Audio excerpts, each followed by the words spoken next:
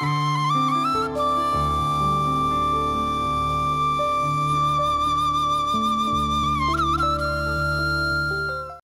TV பார்வையாளர்கள் வாசகர்கள் எல்லோருக்கும் வணக்கம்.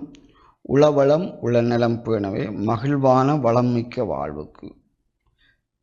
கள்ளரும் களவெடுக்க முடியாதது, கடவுளும் பறிக்க முடியாதது என்ற தலைப்பில், கள்ளரும் களவெடுக்க முடியாது, கடவுளும் பறிக்க முடியாது என்ற தலைப்பில், நாங்கள் கற்றுக்கொண்ட அறிவும் தங்களுக்குள் இருக்கும் திறமையும் தங்களுக்கு தெரிந்த தொழில்நுட்பங்களும் அவற்றை கையாளும் ஆற்றலும் அல்லது ஆளுமையும் தான் பிறரால் களவெடுக்க முடியாதது. இவ்வளவும் பிறரால் கொள்ளையடிக்க முடியாது, பறிக்க முடியாது. தங்களால் வழங்கினா மட்டும் யாரும் பெற்றுக்கொள்ளலாம். இதை ஏன் நான் சொல்ல வேண்டி வருது என்று சொன்னால், இவ்வளவு இருந்தவன் பெரிய பணக்கார். ஒன்று அறிவளம், ஒன்று பட்டறிவுவளம் அல்லது தொழில்நுட்ப அறிவுவளம், கலை ஆற்றல் அறிவுவளம், அல்லது உங்களால் திரட்டக்கூடிய நானாவித மிஸ்சலேனியஸ் நாலேஜ் அண்ட் எக்ஸ்பீரியன்ஸ், நானாவித அறிவு அனுபவங்கள் திறமைகளை பெருக்கிக் கொள்கிற ஆற்றல், இவ்வளவும் ஒவ்வொரு மனிதனும் தேடிக்கொள்ள வேண்டும். அது உங்களை உயர பறக்க வைக்கும். பணம் என்பது உழைப்புக்கு உரிய கூலியாக வழங்கப்படும் ஊடகம். அதை வச்சுக்கொள்ளுங்க. பணம் தான் பெருசு இல்லை, இவ்வளவாலையும் பணம் உருவாக்கலாம். அதுக்காக சொல்ல வருகிறது. ஆகவே பணக்காரர் என்பது பணத்தை ஈட்டக்கூடிய படித்தறிவு, பட்டறிவு, நுட்ப அறிவு, சிறப்பு ஆற்றல், திறமை என்பன வைத்திருப்பவரே பணக்காரர். ஏனென்றால் இவர் தன்னுடைய அவ்வளவையும் எந்த சூழலிலும் எவருக்கும் வழங்கி பணம் ஈட்ட முடியும். உங்களுக்கு தெரியுமோ தெரியாது, யாழ்ப்பாணத்தில் ஒரு மருத்துவர் 30 லட்சம் உழைக்கிறார்.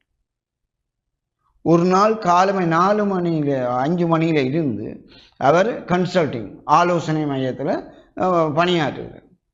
அப்போ 5, 6, 1 மணி நேரம் 10 பேஷண்ட், 6 ரகம் 7 10 பேஷண்ட், 8 ரகம் 7 ரகம் மட்டும் 10 பேஷண்ட், 30,000 ரூபா வந்துட்டு. அப்படியே பின்னர் 4 மணிலேருந்து 11 மணி வரை அவர் கன்சல்டிங் போனாருண்டா, ஒவ்வொரு மத்தியானம் 10 பேஷண்ட் பார்ப்பாருண்டா, உற்று நாளைக்கு 1 லட்சம் உழைக்கும். 30 நாளைக்கு ஒரு மருத்துவர் 30 லட்சம் உழைக்கிறாருண்டா, வெறுமனே மருத்துவர் என்ற பேச்சுக்கு அப்படி இல்லை. அவர் 4 பட்டம் அல்ல 8 பட்டம் பெற்றிருக்கிறார். அதனால அவர் கன்சல்டனாக வந்திருக்கலாம். ஆகவே அவர் அப்படி உழைக்கிறார், இவர் அப்படி உழைக்கிறார்னு நாங்கள் சுட்டி காட்ட முதல் அவர் எத்தனை பட்டம் பெற்றிருக்கிறார், எத்தனை சிறப்பு பட்டம் பெற்றிருக்கிறார், எவ்வளவு புலமை அல்லது பட்டறிவு அல்ல ஆற்றலை வளர்த்திருக்கிறார், எவ்வளவு கால சர்வீஸ் இருக்கு, இவ்வளவையும் வச்சுத்தான் அந்த பணம் உழைக்கிறார். அப்படியே நாங்கள் சிந்திக்க முடியவில்லை. சிலர் ஒரு ரோட்ல பாருங்க, ஒரு மெக்கானிக் சும்மா ஒரு குரடும் அல்லது சின்ன 2-4 சாவி வச்சு கொண்டு குந்தி இருக்கிறார். மோட்டர் சைக்கிள் போனோன்னு என்ன செய்வார், பலதான உடனே அவர் திருத்தி கொடுத்து 1000, 5000, 10,000 என்று. அதைத்தான் நாங்கள் பணம் சம்பாதிக்கிறதுக்கு இவ்வாறான உங்களை அறிவு வளம் தேவை. அப்ப களவெடுக்க முடியாத சொத்தை நாம் வழங்கினால் மட்டுமே பிறர் பயன்படுத்த முடியும் என்றால் 3 விஷயத்தோடு முடிக்கிறேன். பிறருக்கு அறிவூட்ட நமக்கு அறிவு பெருகும்.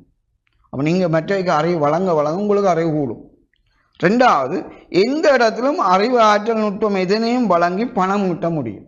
எங்கே போனாலும் நீங்கள் பணம் ஈட்டலாம், உங்களோட அறிவு அனுபவம் ஆற்றல் எல்லாத்துக்கும்.